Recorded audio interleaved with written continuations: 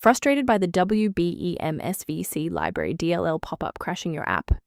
I'm Sophie Chen, a senior Windows support engineer. Let's troubleshoot the cause and fix it for good. Before the walkthrough for WBEMSVC Library, note that a diagnostic resource for reviewing system references is linked below. This is the WBEMSVC Library, the WMI Service module. It facilitates the localized unmanaged execution of the localized WMI infrastructure, managing localized provider orchestration, and localized query processing for localized system management. Since we've identified what's missing, let's try the official recovery method. If WBEMSVC Library DLL is missing, it indicates a problem with your Windows system image. I suggest running sfc/scan now from an administrator command prompt to perform a surgical repair of your core operating system files. If no luck was had with the redistributable package, we will escalate the fix by performing a targeted reset of the system state. A standard restart allows the Windows bootloader to rescan your system directories and potentially recognize an unregistered WBEMSVC library component. Before you go, bookmark this video or click the like button.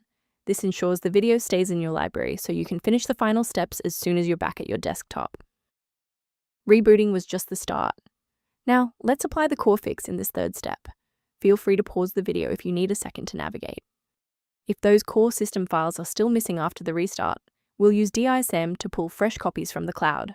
First, open command prompt as admin.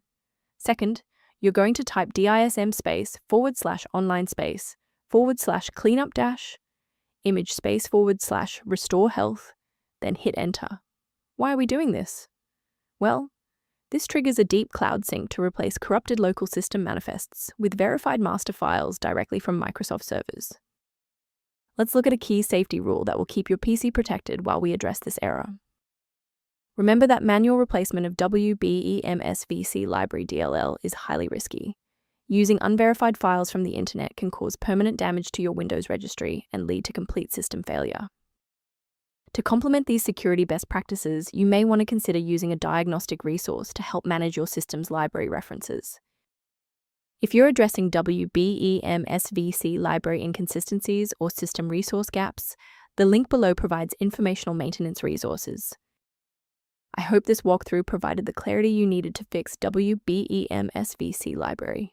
Please like the video to support the channel and subscribe for more system-level tutorials.